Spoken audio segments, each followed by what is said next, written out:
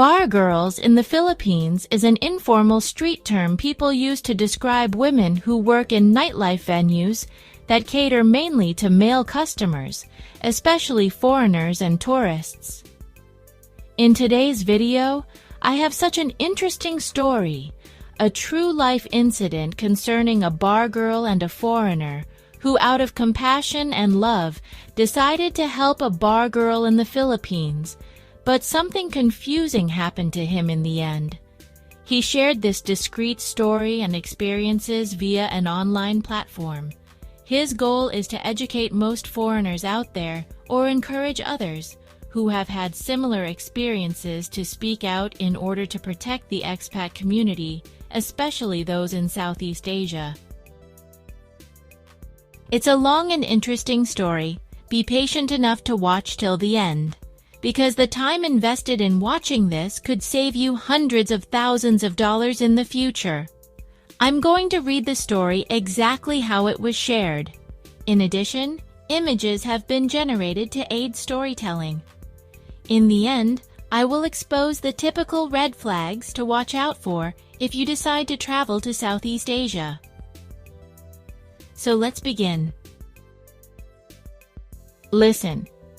I need to tell you something, and I need you to hear me out before you judge me. Because trust me, I've already judged myself harder than you ever could. 3 months ago, I came back from the Philippines a different man. Not better, not wiser. Just broken in a way I didn't know was possible. This isn't another bar girl scam story. This isn't me playing the victim.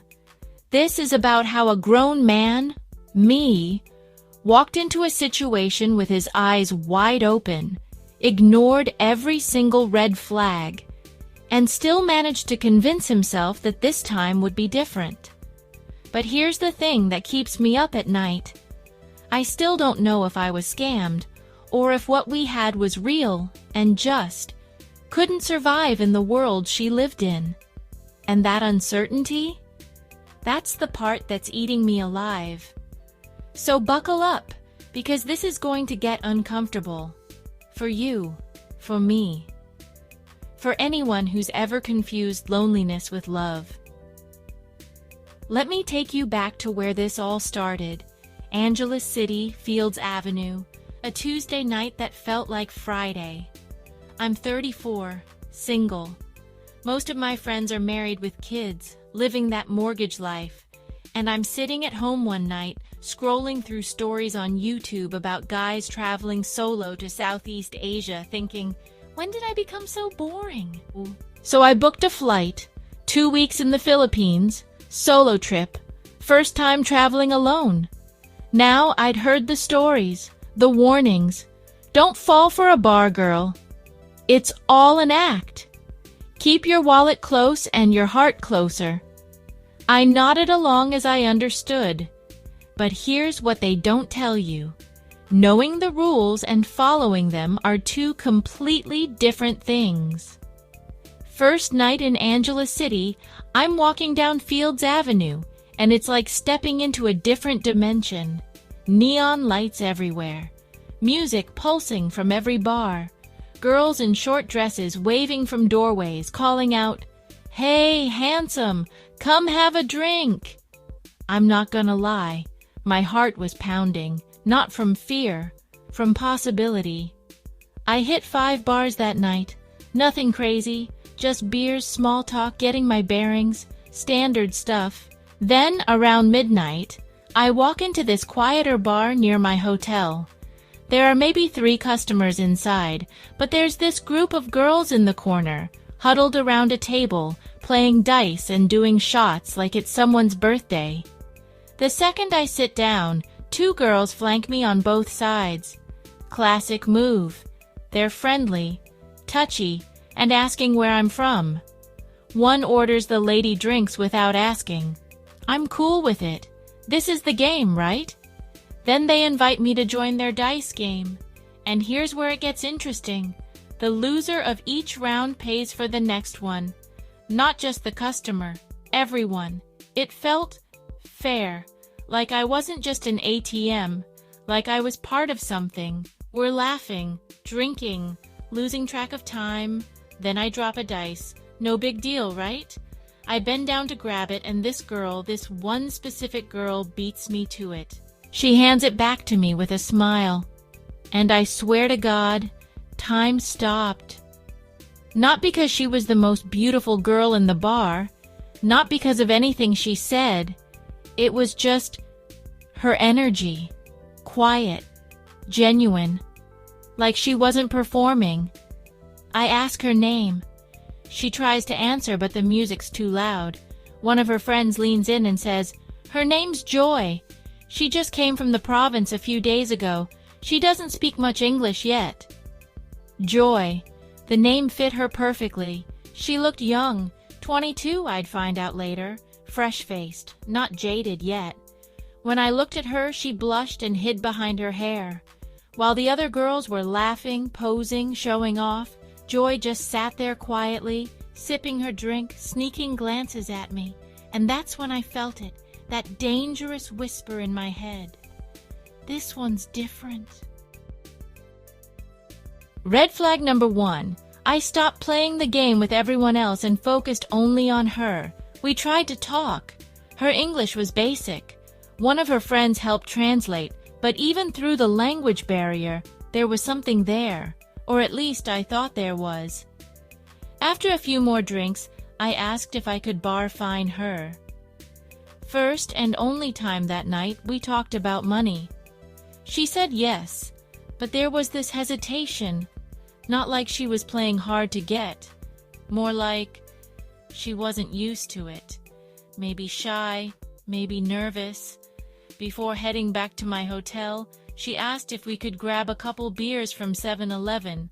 I paid 150 pesos, nothing. And we walked back together, quiet, tipsy, smiling. Back in the room, we didn't rush, we talked. She asked if this was really my first time in the Philippines. I said yes.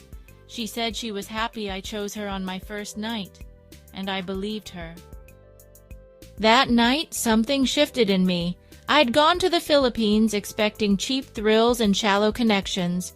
Instead, I found someone who made me feel seen, someone who made me want to stay in bed instead of chasing the next adventure. Red flag number 2. I started treating her like a girlfriend after knowing her for 4 hours. The next morning, Joy woke up around 8 a.m., but instead of rushing out as I expected, she stayed. We lay in bed, talking, laughing, munching on snacks we'd grabbed from 7-Eleven the night before. It felt normal, natural, like we'd known each other longer than one night. When she finally said she had to leave, I walked her out and paid her the 1,500 pesos we'd agreed on. She smiled, said, "Thank you, Kuya," and disappeared into the street. I figured that was it. Beautiful first night. On to the next, right? Wrong. As evening approached, I tried hitting other bars. Met gorgeous women. Stunning, actually. But none of them had that quiet, genuine vibe Joy had. None of them made me feel the way she did. So I caved. I walked back to her bar just to see her again. She wasn't there. Wasn't feeling well, one of the girls told me. Had gone home early.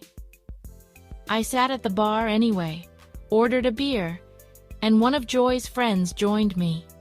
She was flirty, touchy, and attractive. On any other night, I would have been interested.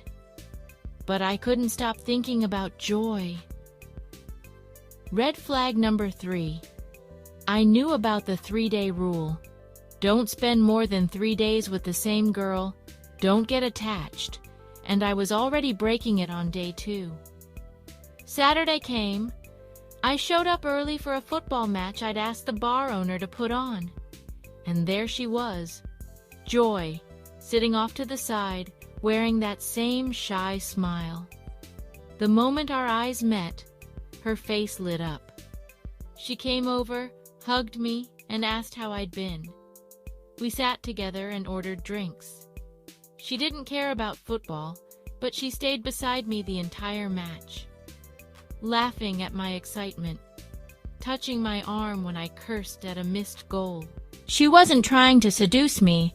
She was just present, and somehow that was even more seductive. After the match, I went back to the hotel to freshen up. When I returned, I didn't waste time. Bar fined her again, 1,500 pesos plus drinks and a 500 peso bar fine. But this time, we didn't go straight to the hotel. I told her I wanted to spend real time with her, just us, away from the noise. We walked along the streets. It was quiet, peaceful. She didn't say much, but when she did, it felt honest. We found a small bar with dim lighting and a decent playlist. Sat close together, drinking cold beers. I used Google Translate when we got stuck, and sometimes that led to ridiculous mistranslations that made us laugh until we cried. That night back at the hotel, something changed. We stayed up late, whispering, sharing pieces of our lives in 2 different languages. And when she fell asleep beside me, curled up with her head on my chest, I knew I was in trouble, real trouble. The next morning, we woke up around 8 a.m., but neither of us wanted to move. She stayed wrapped around me like I was a life raft. We didn't talk much, just lay there for hours, alternating between kissing, dozing off, and laughing at silly things on her phone. It was the first morning in the Philippines, and I wasn't itching to jump out of bed and explore. Red flag number 4. I didn't want to leave the room. I didn't want to lose the moment. That evening, I went straight back to her bar. She was there. Same seat, same smile. She lit up the second she saw me. I paid the bar fine again and told her I wanted to take her to dinner. Not drinks, not the usual routine, just dinner. We went to a mid-range Filipino restaurant. She looked uncomfortable at first. Maybe it was the setting, maybe it was the way people looked at us. But once the food came and we started laughing, she loosened up. After dinner, we walked again. This time, we held hands without thinking twice. She didn't care who was watching, neither did I. Back at the hotel, she told me she didn't want me to leave. She said it softly, staring at the ceiling like she was scared to meet my eyes. I told her the truth, that I'd keep in touch, that I wouldn't forget her. She nodded slowly, then pressed her face into my shoulder. And that's when I realized I was falling in love with a bar girl. It was my last night in the Philippines, and I could already feel the goodbye hanging in the air like humidity. One of the girls at the bar had invited us to a birthday party.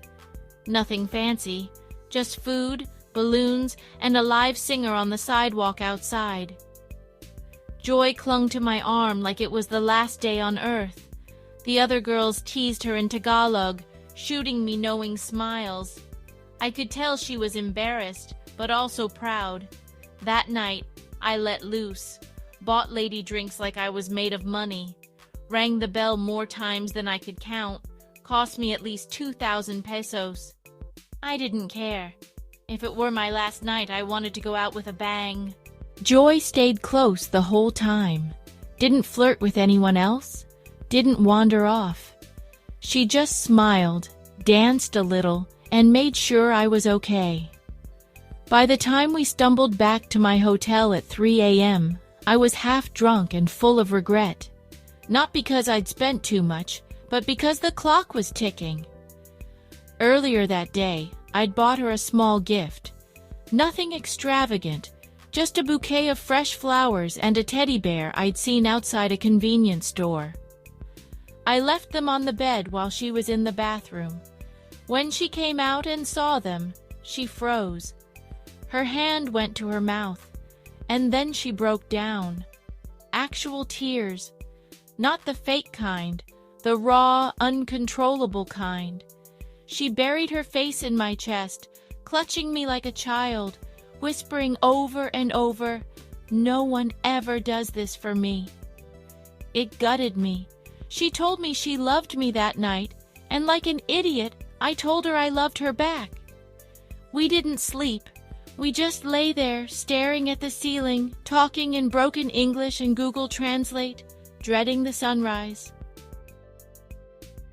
At 5 a.m., the alarm buzzed. Joy was already awake, sitting at the edge of the bed, gripping that teddy bear like it was the only thing anchoring her to reality. We walked through the still sleeping streets of Angeles City, her fingers locked around mine like she never wanted to let go. When we reached her building, she looked at me with those wide eyes, filled with everything she couldn't say. "I will miss you," she whispered. "I'll come back for you," I replied. "I promise." Maybe she'd heard those exact words from a dozen men before me, but I meant it. At least I thought I did. She pulled me into one last kiss, soft, desperate, then stepped back and let go.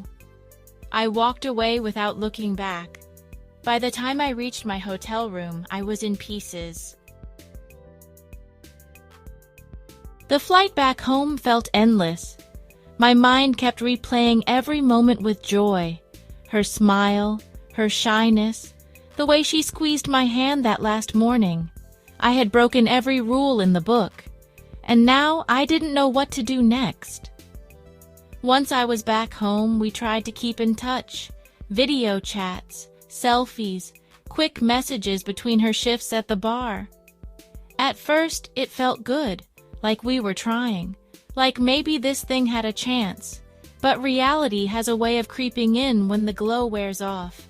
Sometimes she wouldn't reply for hours. Then she'd say she was tired or had fallen asleep or was out with a friend. At first I believed it, but then it started happening more often. I'd see her online but get no message from her. Or she'd send a photo that looked like she was still in the bar, just not with me. I wasn't stupid. I knew what the job was. I knew what came with it. But what really got under my skin was the lying, the pretending. Like, I wouldn't understand if she just told the truth. I told her flat out, "I know what you do. I don't need the cover stories." She insisted she wasn't lying, that she wasn't with other foreigners, that I was different. But the more she said it, the less I believed it. She was too smooth, too practiced. Then she told me her dream, to leave the bar, go to university, and get a real job. But for now, she said, she had no choice. Her family relied on her. The money from the bar was the only thing keeping them afloat. I asked her once, casually, "If I supported you and your family, would you quit?" Without hesitation, she said yes. No second thoughts, no pause. But would she really? I started running the numbers. Her bar job probably brought in anywhere from 40,000 to 80,000 pesos a month, $700 to $1,300. Maybe more if she had regulars. Could I cover that? Technically, yes. Comfortably, not really. I had a decent job. I wasn't broke, but I wasn't rolling in cash either. Then came the guilt. If I don't help her, am I just another guy using her and leaving? She told me about her mom being sick. Her younger sister is still in school, how they all depended on her. She never asked me directly for money, but the hints were there. The flowers, the teddy bear, that final night when she cried into my chest. None of it left my mind. I told myself she was different, that she meant it, that it wasn't all an act. But I also couldn't ignore the voice in my head saying, "You're being played." Red flag number 5. I was seriously considering sending her money every month without any guarantee she'd actually leave the bar. So I made a plan. I'd return to the Philippines in 3 months. We'd spend a whole month together, 2 weeks in Angeles City, then 2 weeks traveling somewhere quiet and beautiful. Just the two of us. I figured that would be the ultimate test. A full month would tell me everything I needed to know. Would the chemistry still be there once the bar lights were off and the buzz wore off? Or was this whole thing just built on cheap drinks and whispers in a dim hotel room? I told her the idea. She was thrilled. Said she'd take time off work. Said she'd even quit entirely if things went well. But then, the moment I mentioned traveling away from Angeles City, her tone changed. "It's far," she said. "Too expensive. What about just staying here instead?" I told her not to worry. I'd cover the costs. But it felt like maybe she didn't want to leave her comfort zone. Or maybe she didn't want to be too far from her safety net, the bar, the friends, the familiar life. It made me wonder, was she scared of losing me? Or scared of losing her backup plan if things with me didn't work out? Still, I didn't back down. I said we'd do the trip. Somewhere quiet. No makeup, no lady drinks, no pretending, just us. If she said yes and followed through, I'd know she was serious. If not, I'd have my answer. That trip felt like a crossroads. Either we'd find something real, or I'd finally wake up from the dream I'd been selling myself. 3 months later, I was on a plane back to the same place, same country, same girl, but I wasn't the same guy. The first trip was about fun, drinks, late nights, the illusion of something exciting. This time, I came for clarity, closure, maybe even the hope that what we had was real. But deep down, I think I already knew. When I told her I was coming, her reaction was flat. No excitement, no, "I miss you," just, "Okay, I wait for you." That should have been my first sign, but I held on to the version of her from before, the soft, clingy girl who made me feel chosen. When I landed in Manila, she didn't meet me. Just a text asking when I got to the hotel. First night, she didn't come, too tired. Second night, she showed up late, looking drained, distant, no energy, no warmth. We barely talked. It felt like she was there out of obligation, not desire. We went to Angeles City, hoping a change of place would fix things. It didn't. She stayed glued to her phone. Every question I asked about her life, her dreams, us, short answers, fake smiles, no depth, no effort. Then she left one night to get her charger. Gone from 9 p.m. to 2 a.m. Defensive when I asked. That's when it hit me fully. I wasn't her guy. I was just one of the guys. Maybe a regular, maybe a favorite, but still part of the system. The next morning, sitting alone at a cafe, watching real couples laugh and hold hands, I felt stupid. I came for something real. She thought I was overcomplicating it. When I asked if she saw other men while I was gone, she admitted it. Quietly. It's work. That hurt, but it didn't shock me. I'd spent over $15,000 chasing a feeling, not a future.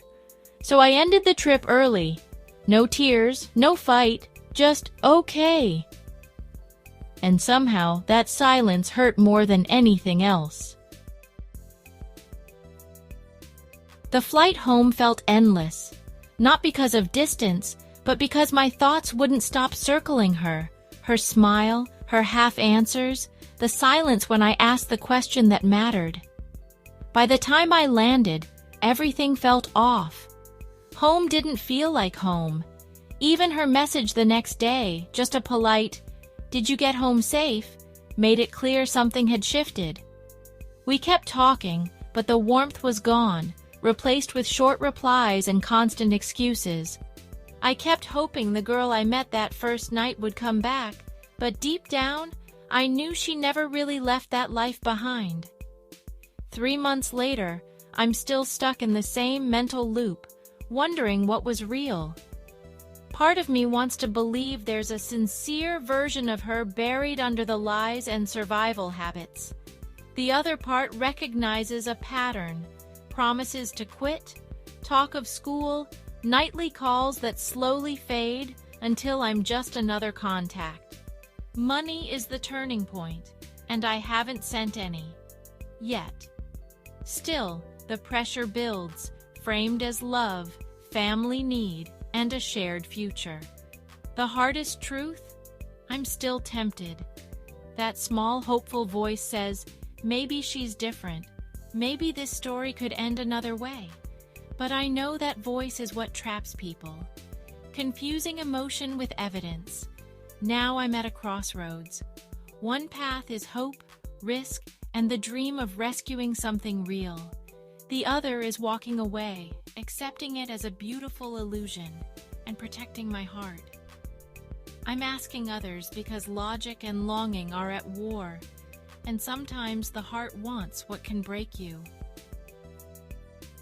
Now, you watching this video, listen up. Here is my candid advice. When someone promises to change if you send money, it's a transaction, not an emotional commitment. Sending money often turns the relationship into monitoring, doubt, and stress rather than trust and partnership.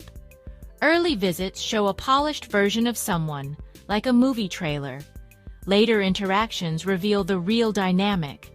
Emotional moments may be sincere in the moment, but don't equal long-term promises.